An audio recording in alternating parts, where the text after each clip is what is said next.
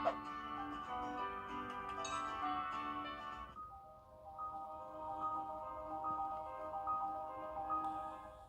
holidays from Parker's Kitchen. Sending a world of good wishes to our invaluable team members.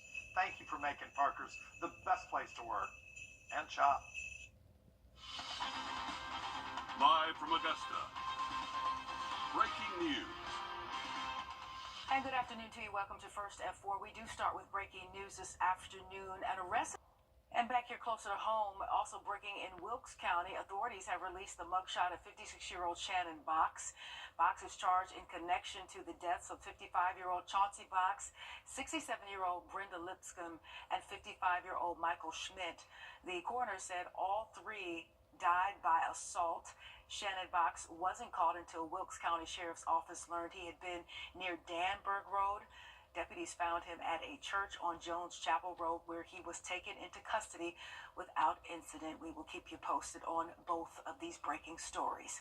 All right, now we want to take a hard shift and bring in First Alert meteorologist Emily Acton, who is with us today. And I feel like even though it's a little doom and gloom today, a little rainy, I feel like we're headed maybe in the right direction if you're talking about a warm up. And I'm just saying maybe because you're the expert.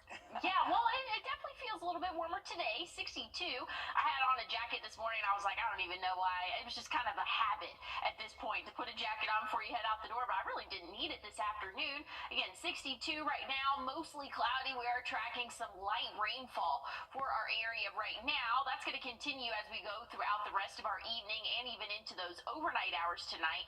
We can expect to see light to moderate rainfall for us. Let's look at temperatures all across the southeast. We're pretty much in the same boat now, up a little bit closer to the mountains there. They're a little bit cooler than us, but overall most of us are sitting in those 60s, and we're really not going to cool off much for those overnight hours tonight. I think that we're going to be in those upper 50s to start off your Tuesday, and that's well above average for this time of year. But again, we are tracking that rainfall for us, and that's going to kind of help keep some insulation from the daytime heat for us. So we have a warm start to your Tuesday, but a wet start to your Tuesday. I'll have a look at your full forecast coming up. All right, Emily, we'll keep that in mind. Thanks so much. A Grovetown mother is charged with aggravated assault and cruelty to children in connection to the stabbing of a child protective worker. The complaint called CPS because she says she didn't feel safe with 33-year-old Joan John in the same house with her 6-year-old child. The CPS worker told the complainant to get an eviction for John. When they asked John to sign the paperwork, she began to stab the worker with 2 knives. When Columbia County deputies arrived, John had left the home. They were able to find her nearby in the woods. And one person is dead after a single car crash in Orangeburg County. South Carolina Highway Patrol says the driver was on Lodge Hall Street near Lonnie Lane Saturday evening.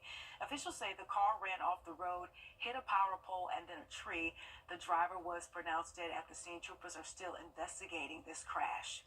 And a heads up from Augusta Utilities, projects are underway for sewer line rehabilitation and other repairs.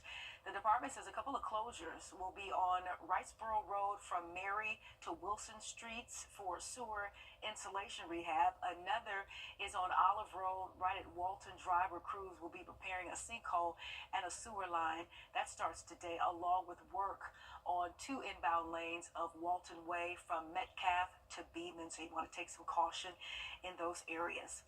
An airplane made an emergency landing at Aiken Regional Airport after a test flight went wrong. This happened this afternoon during the annual test flight for a MU-2 plane. The landing gear was not working correctly. The plane circled around for about an hour and a half to drain that fuel before making a landing. The plane landed around 1:10 this afternoon. Without that landing gear, the pilot was the only person on board, and he is okay. There was no fire and only minimal damage to that plane. And South Korea's Justice Ministry has a banning of cancer-causing chemicals, the products that will soon no longer be used in certain ingredients due to safety concerns. That's coming up. Hey, Emily. Hey, Courtney, we're tracking rainfall this evening, so if you have any outdoor plans, make sure you have that rain gear with you and maybe have a backup plan because this is not going anywhere for the next couple of days. I'll have a check on your full forecast coming up. Time and temp, brought to you by your First Alert weather team. Introducing the First Alert Radar Network. With up to 10 times the resolution of other local radars and technology that can pinpoint right down to your street. First just got faster. It's Christmas time today. Here, you can go over there. I'll look at it. Well, we're looking at our 7-day right now, but hey, I'm getting my graphics pulled up. But just know it is raining outdoors at the moment, and that's not going anywhere for the next couple of days for us. We're seeing warmer temperatures right now, and that's going to continue for the next couple of days. But once we get into the end of the week, by your Thursday, sunnier sky conditions are expected, and we're going to cool off significantly for us. We'll see those highs back in the 50s. So conditions are cooling off, and we can expect to see that last throughout our Friday and even Saturday. We'll get back to those 60s, though, once we get into our Sunday and Monday. Those overnight lows, a little bit all over the place. We'll be in those upper 50s, low 60s for the next couple of days. And then once we get into Thursday, Friday, Saturday, we'll be in the 30s there, and then eventually the 40s. So, again, a little bit all over the place for us, but we're going to get those graphics pulled up real quick for us, and we can take a look at what we are seeing right now, which, again, is rainfall at the moment. All across the CSRA, we're tracking rain, and that's going to continue for the rest of our evening.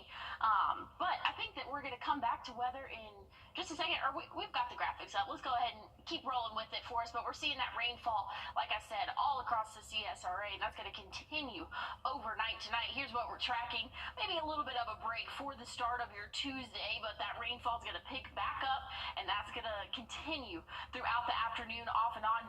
Tomorrow evening looking very wet for us, and that's going to lead into the overnight hours and for the start of your Wednesday, as a cold front is going to be pushing through. That's going to bring the last of that rain out of our area, but those winds are definitely going to pick up for your Wednesday, so we can expect to see windy conditions Wednesday, anywhere from 20 to 25 mile per hour sustained winds. Wind gusts could be up to 30 for us, but again, one more check on that 7-day. Windy conditions Wednesday, but we're cooling off by the end of the week and into the weekend, Courtney. All right, we'll take the wind and the rain as long as it brings a little bit of warmer temperatures I'm seeing here. Thanks so much, Emily. We appreciate you. The Environmental Protection Agency has banned 2 cancer-causing dry cleaning solvents. That includes the toxic chemical TC, which is used in cleaners, sports removers, and lubricants along with glue. It is known to cause liver, kidney cancer, non-Hodgkin's lymphoma, and damage to the nervous and immune systems. The EPA's ban includes all uses of TCE. A chemical called PERC is also being banned. It's used in dry cleaning and auto care products. It's known to cause liver, kidney, brain, and testicular cancer. And still to come, the road to recovery is long but can be very rewarding. We will introduce you to one man who's turned his life around and hopes to help others do the same. Well, like I said, we're tracking rainfall all across the CSRA. That's going to be the story for Tuesday and Wednesday, but drier conditions expected. By the end of the week, I'll have another look at your forecast coming up. First Alert Radar, powered by Jim Hudson Automotive Group. 3 lawyers was the correct call for me. Well, here's a look at the next 7 days. Tomorrow, high temperature 70, but we're going to be accompanied by rainfall, so I might not be able to enjoy those warmer temperatures as much. Wednesday, cooling down by 10 degrees for that high, and we're actually going to see our high temperature early Wednesday morning.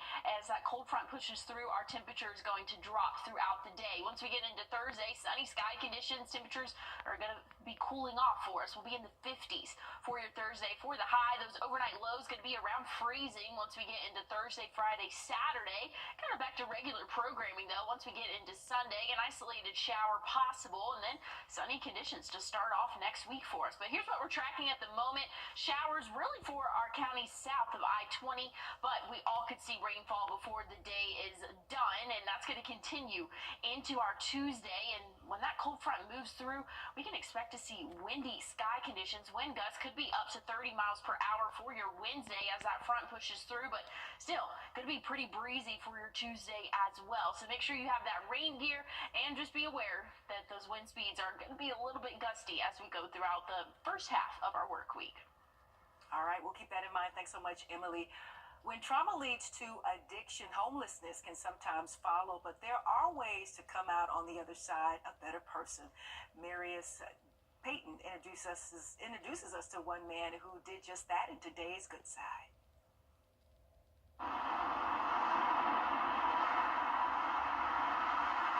For people who say homelessness could never happen to them, there isn't a street, a major thoroughfare, or a corner in Nashville that I can't have a bad memory.